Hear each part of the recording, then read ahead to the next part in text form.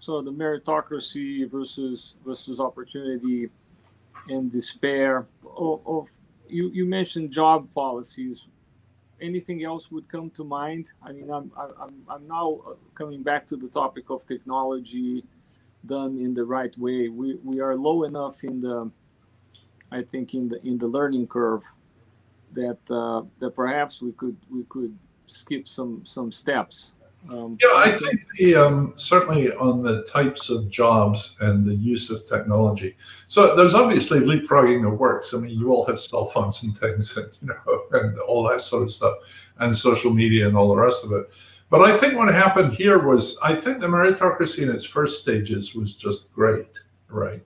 Because it allowed folks like me and the old landed aristocracy who used to tell me what to do when I was a boy doesn't tell me what to do anymore. And also, by and large, it's a good thing because you want talented people doing important jobs, because that's good for everybody.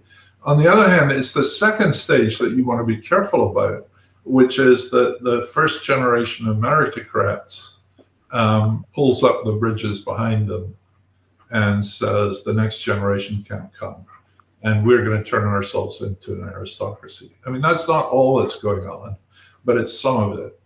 And you need to have, I was reading something you wrote, you need more opportunities for talented kids all over Brazil to get into schools and realize their talents. I mean, you don't want to chase that off, but then you've got to get to a situation in which they, in turn,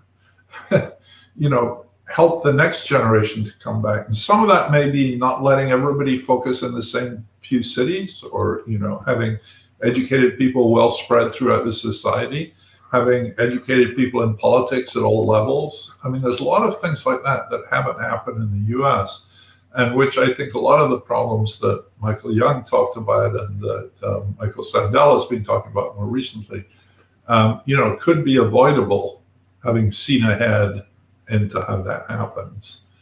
I think the town in which I spent a lot of time as a kid in Scotland, where my mother was born, it was full of really talented people who had never really had a formal education, but they really enriched the town life. Well, the next generation of those people are all living in London or somewhere else, and that town is sort of denuded of that talent. And I don't know what you do about that, but you've got to have lots of places where good things are happening.